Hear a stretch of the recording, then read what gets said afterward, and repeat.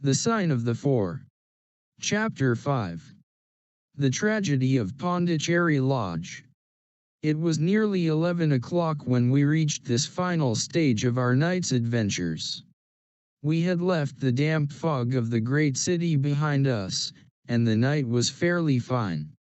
A warm wind blew from the westward, and heavy clouds moved slowly across the sky, with half a moon peeping occasionally through the rifts. It was clear enough to see for some distance, but Thaddeus Sholto took down one of the side lamps from the carriage to give us a better light upon our way.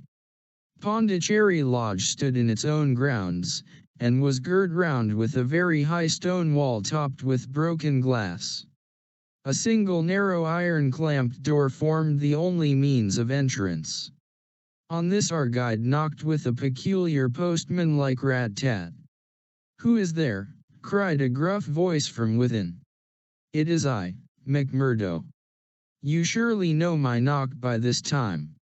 There was a grumbling sound and a clanking and jarring of keys.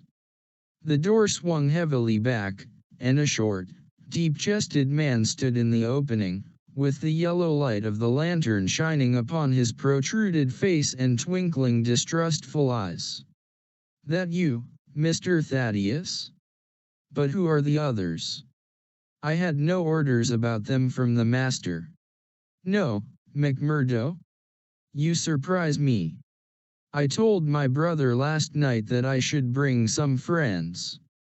He ain't been out o' his room today, Mr. Thaddeus, and I have no orders. You know very well that I must stick to regulations. I can let you in, but your friends must just stop where they are."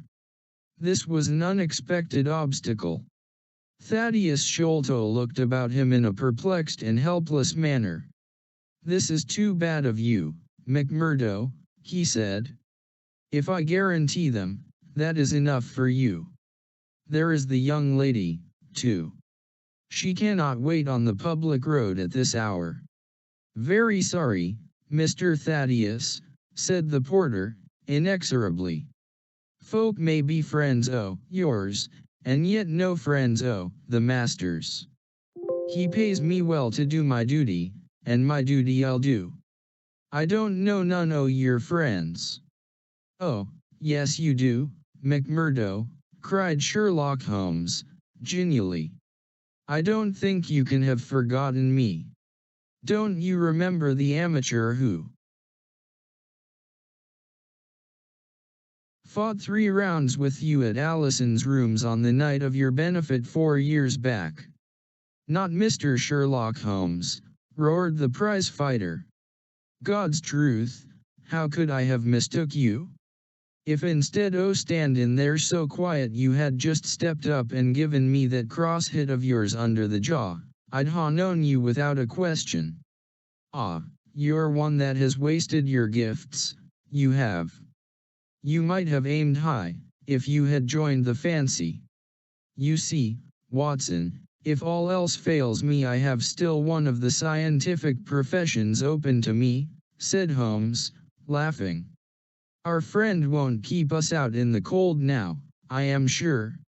In you come, sir, in you come you and your friends," he answered. "Very sorry, Mr. Thaddeus, but orders are very strict. Had to be certain of your friends before I let them in." Inside, a gravel path wound through desolate grounds to a huge clump of a house, square and prosaic, all plunged in shadow save where a moonbeam struck one corner and glimmered in a garret window. The vast size of the building, with its gloom and its deathly silence, struck a chill to the heart. Even Thaddeus Sholto seemed ill at ease, and the lantern quivered and rattled in his hand. "I cannot understand it," he said. "There must be some mistake. I distinctly told Bartholomew that we should be here, and yet there is no light in his window. I do not know what to make of it." "Does he always guard the premises in this way?" asked Holmes. "Yes, he has followed my father's custom. He was the favorite son, you know, and I sometimes think that my father may have told him more than he ever told me. That is Bartholomew's window up there where the moonshine strikes. It is quite bright, but there is no light from within, I think. None, said Holmes. But I see the glint of a light in that little window beside the door. Ah, that is the housekeeper's room. That is where old Mrs. Bernstone sits. She can tell us all about it. But perhaps you would not mind waiting here for a minute or two, for if we all go in together and she has no word of our coming she may be alarmed. But hush! What is that? He held up the lantern, and his hand shook until the circles of light flickered and wavered all round us. Miss Morstan seized my wrist, and we all stood with thumping hearts, straining our ears. From the great black house there sounded through the silent night the saddest and most pitiful of sounds, the shrill, broken whimpering of a frightened woman. It is Mrs. Bernstone, said Sholto. She is the only woman in the house. Wait here. I shall be back in a moment. He hurried for the door, and knocked in his peculiar way. We could see a tall old woman admit him, and sway with pleasure at the very sight of him. Oh, Mr. Thaddeus, sir, I am so glad you have come. I am so glad you have come, Mr. Thaddeus, sir. We heard her reiterated rejoicings until the door was closed and her voice died away into a muffled monotone. Our guide had left us the lantern. Holmes swung it slowly round, and peered keenly at the house, and at the great rubbish heaps which cumbered the grounds. Miss Morstan and I stood together, and her hand was in mine. A wondrous subtle thing is love, for here were we two who had never seen each other before that day, between whom no word or even look of affection had ever passed, and yet now in an hour of trouble our hands instinctively sought for each other. I have marveled at it since, but at the time it seemed the most natural thing that I should go out to her so, and, as she has often told me, there was in her also the instinct to turn to me for comfort and protection. So we stood hand in hand, like two children, and there was peace in our hearts for all the dark things that surrounded us. What a strange place, she said, looking round. It looks as though all the moles in England had been let loose in it. I have seen something of the sort on the side of a hill near Ballarat, where the prospectors had been at work. And from the same cause, said Holmes. These are the traces of the treasure seekers. You must remember that they were 6 years looking for it. No wonder that the grounds look like a gravel pit. At that moment the door of the house burst open, and Thaddeus Sholto came running out, with his hands thrown forward and terror in his eyes. There is something amiss with Bartholomew, he cried. I am frightened. My nerves cannot stand it. He was, indeed, half blubbering with fear, and his twitching feeble face peeping out from the great astrakhan collar had the helpless appealing expression of a terrified child. Come into the house, said Holmes, in his crisp, firm way. Yes, do, pleaded Thaddeus Sholto. I really do not feel equal to giving directions. We all followed him into the housekeeper's room, which stood upon the left-hand side of the passage. The old woman was pacing up and down with a scared look and restless picking fingers, but the sight of Miss Morstan appeared to have a soothing effect upon her. God bless your sweet calm face, she cried, with an hysterical sob. It does me good to see you. Oh, but I have been sorely tried this day. Our companion patted her thin, work-worn hand, and murmured some few words of kindly womanly comfort which brought the color back into the other's bloodless cheeks. Master has locked himself in and will now answer me, she explained. All day I have waited to hear from him, for he often likes to be alone, but an hour ago I feared that something was amiss, so I went up and peeped through the keyhole. You must go up, Mr. Thaddeus, you must go up and look for yourself. I have seen Mr. Bartholomew Sholto in joy and in sorrow for 10 long years, but I never saw him with such a face on him as that. Sherlock Holmes took the lamp and led the way, for Thaddeus Sholto's teeth were chattering in his head. So shaken was he that I had to pass my hand under his arm as we went up the stairs, for his knees were trembling under him. Twice as we ascended, Holmes whipped his lens out of his pocket and carefully examined marks which appeared to me to be mere shapeless smudges of dust upon the cocoa-nut matting which served as a stair carpet. He walked slowly from step to step, holding the lamp, and shooting keen glances to right and left. Miss Morstan had remained behind with the frightened housekeeper. The third flight of stairs ended in a straight passage of some length, with a great picture in Indian tapestry upon the right of it and 3 doors upon the left. Holmes advanced along it in the same slow and methodical way, while we kept close at his heels, with our long black shadows streaming backwards down the corridor. The third door was that which we were seeking. Holmes knocked without receiving any answer, and then tried to turn the handle and force it open. It was locked on the inside, however, and by a broad and powerful bolt, as we could see when we set our lamp up against it.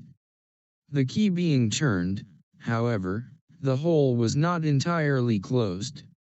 Sherlock Holmes bent down to it, and instantly rose again with a sharp intaking of the breath. "There is something devilish in this, Watson," said he, more moved than I had ever before seen him. "What do you make of it?" I stooped to the hole, and recoiled in horror. Moonlight was streaming into the room, and it was bright with a vague and shifty radiance. Looking straight at me, and suspended, as it were, in the air, for all beneath was in shadow, there hung a face, the very face of our companion Thaddeus. There was the same high, shining head, the same circular bristle of red hair, the same bloodless countenance. The features were set, however, in a horrible smile, a fixed and unnatural grin, which in that still and moonlit room was more jarring to the nerves than any scowl or contortion. So like was the face to that of our little friend that I looked round at him to make sure that he was indeed with us. Then I recalled to mind that he had mentioned to us that his brother and he were twins.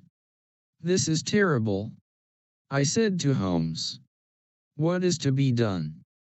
"The door must come down," he answered, and, springing against it, he put all his weight upon the lock.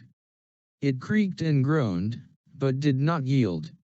Together we flung ourselves upon it once more, and this time it gave way with a sudden snap, and we found ourselves within Bartholomew Sholto's chamber. It appeared to have been fitted up as a chemical laboratory. A double line of glass-stoppered bottles was drawn up upon the wall opposite the door, and the table was littered over with Bunsen burners, test tubes, and retorts. In the corners stood carboys of acid in wicker baskets. One of these appeared to leak or to have been broken, for a stream of dark-colored liquid had trickled out from it, and the air was heavy with a peculiarly pungent, tar-like odor. A set of steps stood at one side of the room, in the midst of a litter of lath and plaster, and above them there was an opening in the ceiling large enough for a man to pass through. At the foot of the steps a long coil of rope was thrown carelessly together. By the table, in a wooden armchair, the master of the house was seated all in a heap, with his head sunk upon his left shoulder, and that ghastly, inscrutable smile upon his face. He was stiff and cold, and had clearly been dead many hours. It seemed to me that not only his features but all his limbs were twisted and turned in the most fantastic fashion. By his hand upon the table there lay a peculiar instrument, a brown, close-grained stick, with a stone head like a hammer, rudely lashed on with coarse twine.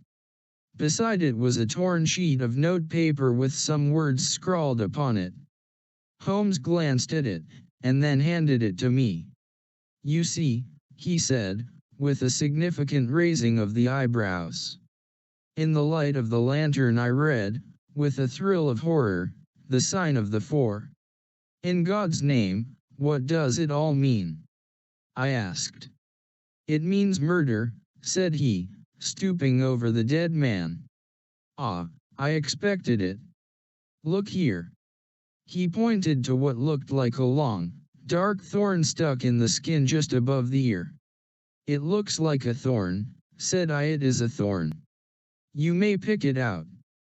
But be careful, for it is poisoned." I took it up between my finger and thumb. It came away from the skin so readily that hardly any mark was left behind. One tiny speck of blood showed where the puncture had been. "This is all an insoluble mystery to me," said I. "It grows darker instead of clearer." "On the contrary," he answered, "it clears every instant.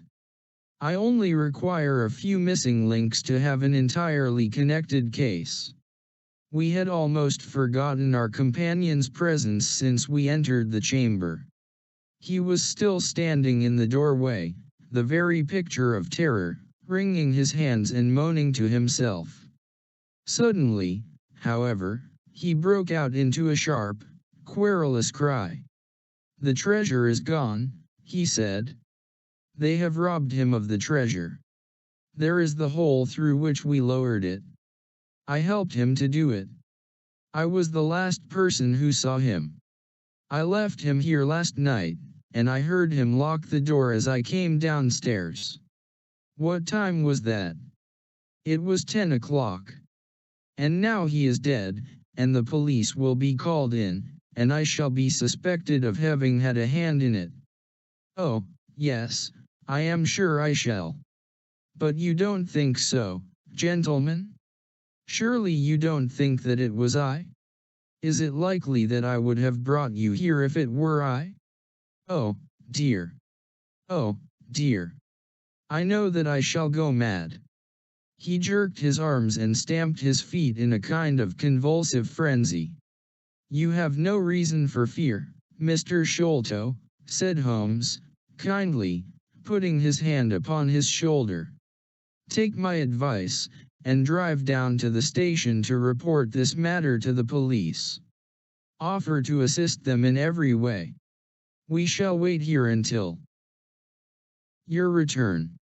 The little man obeyed in a half-stupefied fashion, and we heard him stumbling down the stairs in the dark.